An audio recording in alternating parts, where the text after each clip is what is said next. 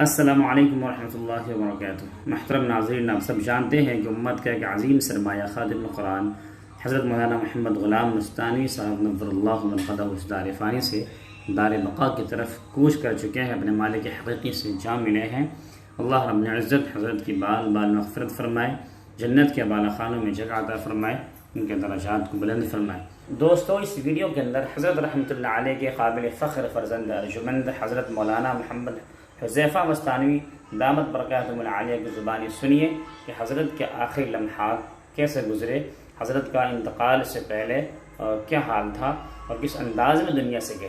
آپ بھی سنیے اور اس ویڈیو کو شیئر کیجیے اور حضرت کے لیے دعا ضرور فرمائیں کہ اللہ رب العزت حضرت کی بال مغفرت فرمائے، ان کے درجات کو بلند فرمائے اور جنت کے اعلیٰ سے اعلیٰ مقام پر ان کو جگہ عطا فرمائے۔ السلام علیکم۔ گزشتہ کل جب ظہر کی اذان 2 بجے ہوئی، اذان کے کچھ دیر کے بعد میں اور بھائی اویس اور ہم لوگ قرآن کی تلاوت کر رہے تھے ان کے ارد گرد بیٹھ کر،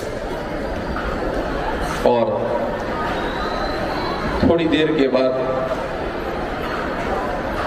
ڈاکٹر اشارہ کرنے لگا، میں نہیں سمجھ سکا تو انہوں نے بھائی اویس سے کہا کہ آپ کی روح پرواز کر چکی ہے۔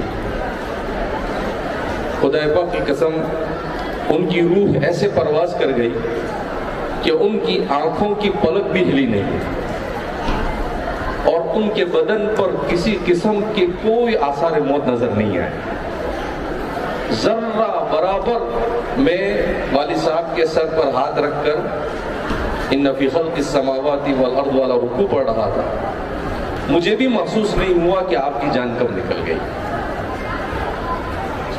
تو میں نے فوراً جیسے ہی مجھے محسوس ہوا کہ ابھی عظیم، اس صدی کا عظیم انسان اس دنیا سے رخصت ہو چکا ہے، اللہ نے میرے دل میں بات ڈالی، میں نے آپ کی پیشانی پر بوسہ دیا اور حضرت ابوبکر کی سنت کو زندہ کیا، طبت حیا وطبت میتا۔ آپ کی زندگی بھی قابل رشک اور آپ کی موت بھی قابل رشک۔